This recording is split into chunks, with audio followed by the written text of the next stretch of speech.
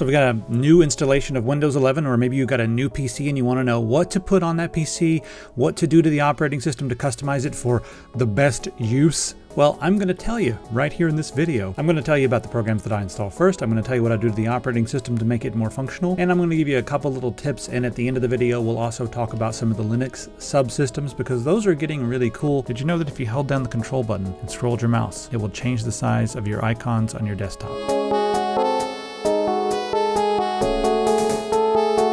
Now, when you're first installing Windows 11, when you first turn on your computer, it's going to try to make you sign into a Microsoft account. And I'm going to recommend that you do not use a Microsoft account. You're going to want to use an offline account. There's a million reasons why. I used to say to each their own, but in recent years, I could probably make a full video talking about why you should never use a Microsoft account to log into Windows. So use an offline account, but it doesn't give you any options. So how are you going to use an offline account with Windows? Well, it's easy. All you have to do is put in the username user and the password user. And then after that, it'll say something went wrong. And then it'll let you log in with an offline account. After that goes through, you just put in any username you want because this is a different prompt. This is not the online prompt. And that's one way that you can bypass all of the online nonsense and then just get an offline account.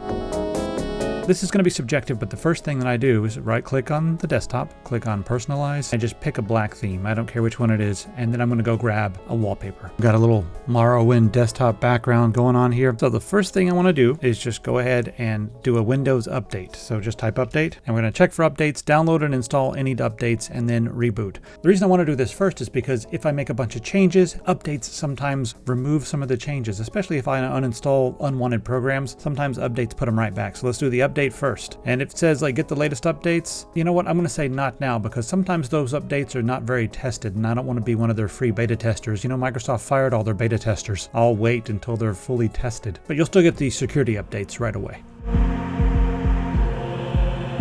And before we do anything else, I want to make sure that your copy of Windows is activated. I use Whokeys.com. Now, this is an OEM Windows key provider. They've got Windows 11 Pro. If you go to Microsoft's website, it's going to be many, many times more than that. It unlocks the same experience. The only difference is this is going to be an OEM key, and it's generally from a world market that has a lower price. Now, that means you're going to be the tech support. You can't rely on Microsoft for tech support, but we all do that anyway. I mean, if something goes wrong, when's the last time you called Microsoft and said, hey, how do I open up Word or whatever? And these keys are generally locked to the hardware, but for the deals that you're getting, you'd have to buy this key many, many, many times to equal the cost of one retail key. And that's why I have always used OEM keys ever since I can remember back in the Windows XP days. I've been using OEM keys, and Whokeys is who I've been currently using. So if you head over there, the price is going to be even lower because we have a coupon code. TS25 will give you 25% off. Now you can get Windows 11, but check this out. Windows 10 Pro will unlock Windows 11. Google it if this is like a year later and make sure that the Windows 10 keys are still unlocking Windows 11. Upgrading to Pro is what I always do as soon as I get a computer. You do have Home here if you want to get, save a couple dollars. Just get Pro. You also have Office. You don't have to pay for like the Microsoft Office Online stuff anymore. With the 25% off coupon code, you'll get yourself a good deal. So put in TS25 when you're making your purchase and watch the prices come down. Once you're finished, all you have to do is click on your user account up here, go to your user center, click on My Purchase Orders, just view keys and codes, and you can just copy and paste your key, hit start, type activate, click on activation settings, paste it in there, click on next, and you will be activated. Now, the beautiful thing about unlocking Windows this way is if you have Windows 11 or 10 Home and you put in a professional key, it will automatically upgrade, restart your computer, and when you come back to your desktop, you'll be in Windows Pro. So head over to Whokeys.com to get your copy of Windows unlocked. And now let's get on to the regularly scheduled program.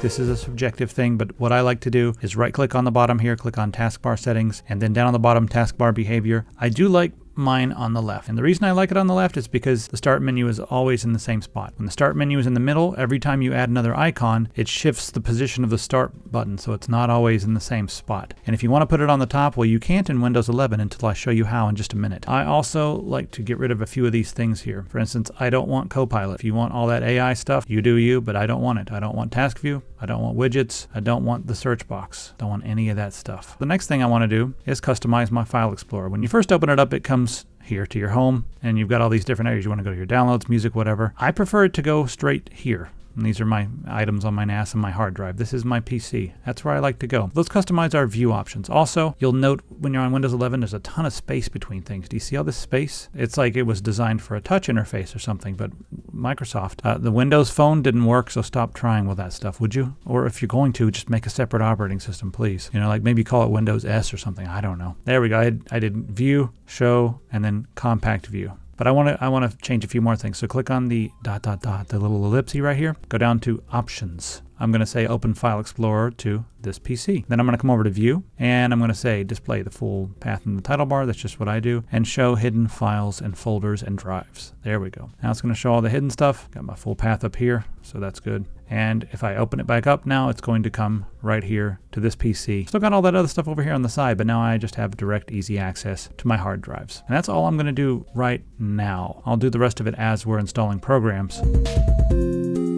When you're first getting started, I like to click on Start and then type Restore. And then this is going to allow us to create a restore point. So just click on Create a Restore Point. So let's configure this stuff. I want to turn on System Protection, 11% for backup. There we go. Hit Apply. That'll be how much of my disk space is used for backup. And you can configure that however you like. And then you can create a restore point. So whenever you're doing anything big, or sometimes if you're uninstalling a whole bunch of stuff with the Geek uninstaller or whatever, you can create a restore point. So this is just going to be the first restore point. There we go, creating it. Just give it a second. And this will create a restore point in case something goes really wrong. You can just roll back to this version of Windows. There we go. Got our restore point created successfully. Now the next thing I like to do is uninstall all this garbage. This is something you just got to do on your own. I like to right click and unpin the stuff that you shouldn't be there. Spotify never, ever should be on my system. This is annoying. I used to run a script that would uninstall all this stuff, but that sometimes can install too many features. Don't want Office, nope. So yeah, you got to go through, right click, and uninstall each individual thing. If you're going to use Outlook or whatever, by all means leave it on there. But a lot of these things I'm not going to use. Next up, for uninstallers, there's a lot of different uninstallers out there, like Revo Uninstaller, but the best one for me has been Geek Uninstaller, and it's also tiny, 1.98 megabytes. Let's get this installed. You don't even have to install this. You just put it somewhere. So where do you put it? Well, I'm going to put it on my C drive. I'm going to make a folder here just called Goods. You can do whatever you want. I'm going to put it in there, and then I'm going to create a shortcut somewhere. Now while it's here, you can pin this to the bottom, pin to taskbar, whatever, so that way you just have your uninstaller right here. Now what's so special about this uninstaller? Well, let's uninstall something and I'll show you. Ubisoft Connect, goodbye. So there we go. I installed this to do a benchmark earlier. Done installing all that. Close. Now, this is like Revo Uninstaller. Once it's closed, it'll look through and be like, okay, well, we still have these registry keys. Machine, software, Ubisoft, app data roaming, these folders, Ubisoft folders. We can delete these. Just double check and make sure everything looks okay. So there we go. It's easy, and it removes all the extra junk that regular uninstallers, leave behind. And like I said, this is much smaller and faster than programs like Revo Uninstaller. So I use this one. All right, now it's time to start installing a few things. So let's open up Edge over here. All right, I've used it once, so I won't pretend I haven't. You'll have to go through a whole bunch of nonsense. Just keep saying no to everything. First thing I want to do is go to a website called Ninite. Now, Ninite allows you to package together a whole bunch of programs. It installs them into their default directory, so only download stuff that you're willing to have installed in the default directory. I want 7-zip to open up all the zip files. Firefox is the web browser that you want, and the reason is because Firefox is its own separate open source thing, and it's not controlled by Google like Chromium is, and Chromium powers Microsoft Edge, Vivaldi, Opera, and pretty much everything else that's not Firefox and any other Firefox derivative browser. Firefox is a more secure browser, doesn't harvest as much data as Google Chrome, and I personally like the way it looks a little better, not as rounded, so that's a subjective thing, but whatever. I grab VLC. I also grab the K-Lite codec packs so that we can watch all these different movies.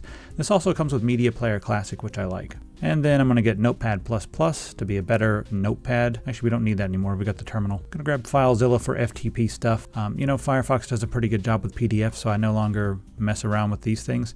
But I do get LibreOffice because, in my opinion, it is the best open source Office alternative. So if you didn't grab a copy of Office and you need to be able to open up Office files, it's not as compatible, but it does a pretty good job. If you're not running Pi-hole or any other security, I recommend grabbing something. Windows does a pretty good job nowadays, Windows Defender, but I also like to have Malwarebytes just as a second, line of defense against any sort of malware. And then that's it. I'm going to install some other stuff that's on this list, but I'm going to install it separately because I have, like certain options. This just does the default options and the default install location. So hit get your Ninite, then up here at the top, hit open file. And now I don't need this anymore. I can just wait because any second now, get out of here. Yes. Any second now, there's going to be, Firefox just appeared. So Firefox is finished installing. Now we can open up Firefox and do some stuff for real. Now, if you want to go deeper into securing Windows, you can absolutely do that. I'm not going to cover that in this video because I've already made an entire video talking about how to lock down Windows 10 and 11. That link is in the description. So just go down there and then you can figure out the best ways to secure your copy of Windows. So let's get back into this now. All right, so let's install some stuff. We just got Firefox installed, so the first thing I want to do is get a couple of plugins. I use AdGuard, but uBlock Origin is the other one. And don't use uBlock either. Use uBlock Origin or AdGuard. Those are the ones that you use. So I'm going to go ahead and add that. The next thing I like is Privacy Badger, and that helps to get rid of all the nonsense that follows you around, all the cookies and stuff that follow you all over, and just helps protect you on the internet. So get that Privacy Badger. Those are the two main things that I install on Firefox, but you can install other things if you like. It's up to you.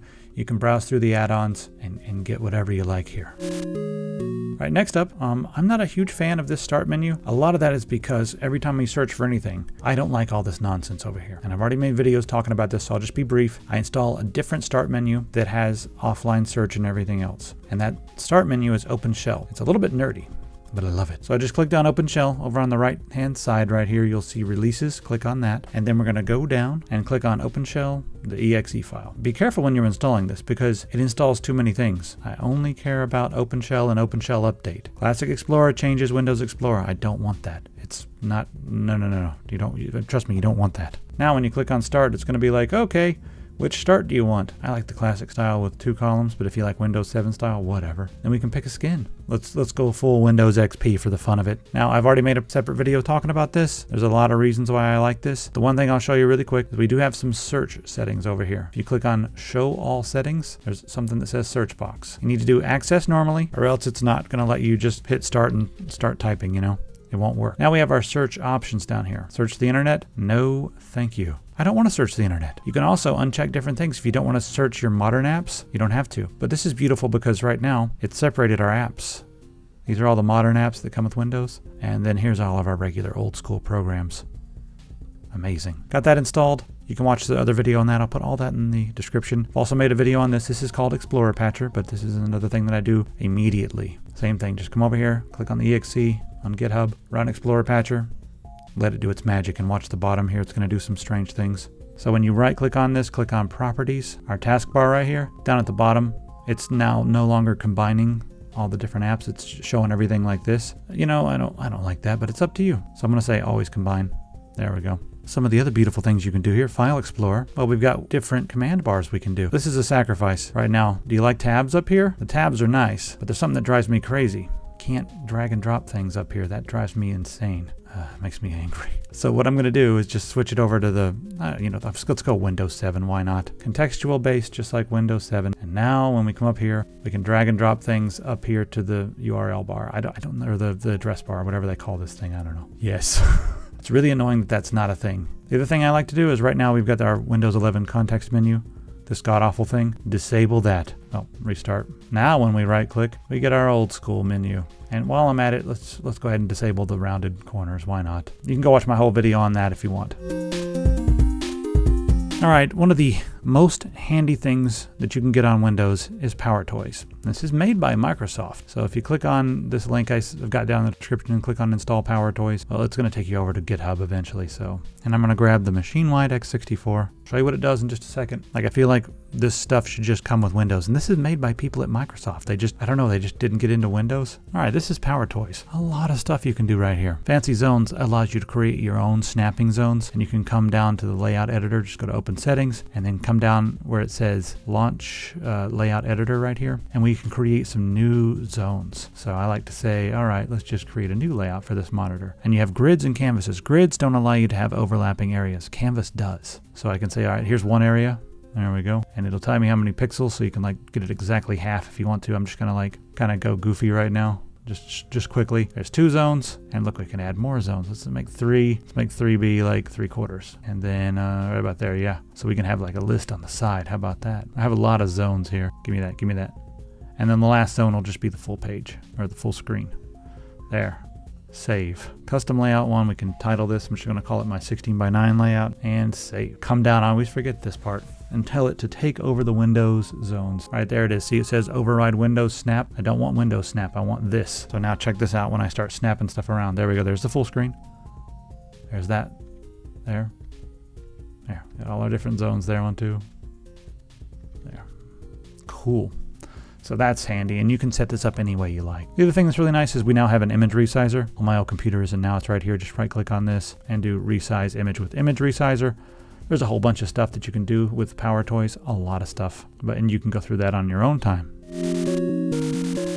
All right, let's get a BitTorrent program. I'm using QBitTorrent these days, and transmission I use here and there as well. If you need BitTorrent, this is still the best one for Windows in my opinion. And then if you're going to be running BitTorrent and stuff, actually if you're going to be doing just about anything, you need a VPN. So this is the one I've been using for years and years and years. They were purchased by a different company, so I waited over a year to recommend them to make sure they weren't doing anything shady, and they're not. It's the same exact service. They're just owned by a different company now. $1.98 a month if you buy the 3-year package. $1.98 a month. Now there's others that are, I guess, low cost, you know, like you can find some low cost VPNs, but not at this speed. The ones that are that cost 2 to 3 times as much are generally about the same speed, usually don't have as many features, and sometimes they're not even as fast. So, I mean, the other thing that's really big about private internet access is they have been to court, and they provided nothing.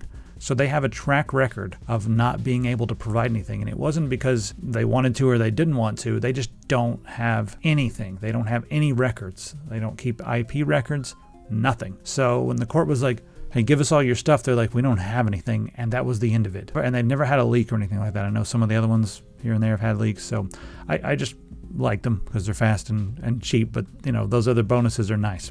Something else that's nice is you do have WireGuard with this. It's faster than OpenVPN. And the other thing is it allows you to do split tunneling. If you're just using Steam and you want to make sure your ping is high, you can say, okay, listen, while we're online, QBitTorrent, that uses the VPN. So you can say that.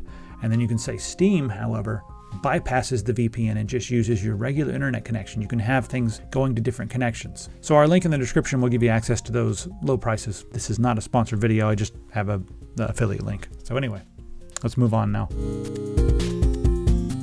I'm going to get into some nerdier stuff. If you value your audio experience, I highly recommend EarTrumpet. And this is something you get on the Microsoft Store, but you can just grab the installer from the link I give you. It'll open up the store link here and just start installing it. All right, so down here now we have 2 of these, 2. And if you don't see it here, you'll see it'll be up here, see right there it is. Click and drag and drop it down here. That means it'll always be here. So EarTrumpet gives you a totally different interface, and you have different volume knobs for each thing. You can right click on a program and check this out right over here. You can say this program will go to a different audio output. So you can have certain programs going to your headphones, certain things going to your speakers. It's really easy. I mean, this should be like this in Microsoft. So the old one right here, I want to get rid of that. So I'm going to drag it over here. I'm going to put that up there so that only EarTrumpet is down here on the bottom. The other thing that's really handy about EarTrumpet is if you right click on this, we have a Windows legacy menu right here. And look at that. This is where I always want to go when I'm messing with stuff, because this interface is way, way better than the modern interface. You can do more with fewer clicks. It's easier to set up, and we have more options at our fingertips for power users. Let's talk about installing the Linux subsystems for Windows. So right now, Debian has a little guide or tutorial with a bunch of handy links, so I'm just using that. How to install Linux on Windows. WSL install. So just click on copy this, then we're gonna hit start, and we're going to type PowerShell. If you hold down the Control and Shift button, and then click on PowerShell, it's gonna say, hey, do you wanna open this up as administrator? So just hold Control and Shift, and then here we can just paste and press enter. And it's installing the virtual machine platform, then it's going to install the Linux subsystems, and we'll be able to use the terminal, and we'll have some fun with this. This will take a minute, and if it's stuck at 0, just leave it alone. It was stuck at 0 for like a minute for me. It's going to install Ubuntu. You can install Debian too if you want, which I prefer, but it's the version of Debian that you install, if you install it, has nothing. So you'll have to install every little thing. All right, now that our Windows subsystems are installed, we can use WinGet. Well, we could probably do that anyway, but let's just show you what WinGet can do. I'll do a WinGet update. Now this is going to show you all of the stuff that's on your computer. Yes, that can be updated. So yeah, I don't have a lot of stuff installed on this computer, but on the other computer, there's a ton of stuff installed. So I'll show you what it looks like on my computer, and then you can just individually update programs. Sometimes it'll launch their update installer, but it's a lot easier than going and downloading a bunch of things from various websites. So I love being able to use that. Now let's say that you're not used to WinGet, or maybe there's not enough features for you just yet. Well, yeah, there's other package managers for Windows. If you like chocolatey, go ahead. And I know there's going to be people in the comments who say chocolatey is the best, and there's going to be people in the comments who say Scoop is the best. I like Scoop, but WinGet is probably the one to use because it's built in right now. I do like Scoop a lot as well. You can just come over here and type Steam, and it'll tell you, okay, this is the one I want. Steam, games, yes. Tell you what to type, and then you can just install it that way. It's up to you which one you want to use, or if you want to use any of them at all. We also do now have the Windows terminal, so I'm going to go ahead and download that. Yep, install Windows terminal. So nice to have all these Linux subsystems and terminals and everything on Windows. So I haven't really gotten too far into WinGet. Seems kind of similar to whatever else, apt or whatever. So I'll get used to it, but it's not quite Linux, but it's something. Sometimes when there's a Windows update, it'll break something. But it's not that big of a deal if you know what you're doing, and since you're watching this, you're going to know what you're doing. All right, so let's say you restart your computer, and this is what you get. Like, your desktop doesn't load, and you're like, oh no. Your heart sinks, and you're like, how do I fix this? Press Control-Shift-Escape, and that will bring up your task manager. And from here, we can do all kinds of things. See this button right here? Run a new task. If you're on Windows 10, it's somewhere else. Like, I think you got to click on Start, Run a New Task, or whatever. Just click on Run a New Task, and right inside this window, type Explorer. Press enter, and look at that. Opened up our desktop. But you know what? Let's just say that didn't work. So you type in Explorer, it doesn't work. All right, so what are we going to do then? Well, click on Run New Task and type Control, and that will bring you to your control panel. And from here, I like to click on small icons, and we have access to everything here. Just click on Programs and Features, and now we have all this stuff right here. And then we can just uninstall Explorer Patcher right here. Yep, uninstall Explorer Patcher. Uninstall is complete. Now you can either reboot or just wait. And look, I didn't even have to type anything. It just restarted Windows, but we now no longer have the Explorer Patcher. So what I generally do now is, after a big update, I come back over here and then go over to my Explorer Patcher and see, is there an update here? What's the latest version? Sometimes it's a day or two behind the updates. I've never had this problem, but some other people have had this problem. So I want to make sure that you know how to take care of this if this were to happen to you. But like I said, I've got this running on 3 different computers, and throughout all the updates, I've never had an issue. This is just a just in case. It's good to know these things, and those kinds of things can be handy just when you're, updating your computer and you want to make sure that everything's working correctly. Don't forget to say thanks to Whokeys, and remember, if you're getting a Windows key, don't go out and waste your money getting a retail key. 7 to 8 times this price. Use coupon code TS25 to get 25% off of this and be happy. Get your Windows activated and pay a price that's more like what the OEM builders pay. It's the same product, you're just doing your own tech support, but hey, we all have each other. We can work together with the tech support. So thanks again to Whokeys. Check them out. All that information is going to be in the description. And if you forget how to activate it, that's at the beginning of the video. The last thing I'm going to do is give you all some deals. So right now we have half price on these keyboards. I only have a couple boxes of these left, and then they're going to be gone forever. These are water resistant keyboards. Now these are rubber dome switches, but they're very poppy. I was extremely selective when I decided on the different, switches. So I actually like the way they feel a lot, and we only have a few different colors. We don't have like ridiculous RGB, so it's sophisticated. You've got a few colors you can, cycle through by holding Function and pressing Tab. So it's just a really simple, easy to use, doesn't need any nonsense drivers or whatever. Yeah, I'm not gonna sell that too much. But I've got a few other things we'll put on sale. Like these right now are half price as well. So if you want a really classy and classic feeling mouse, right here it is. So these half price. So head on over to epicpants.com and get those deals. They'll be good for the rest of the month. And I'll see you in the comments. Head over to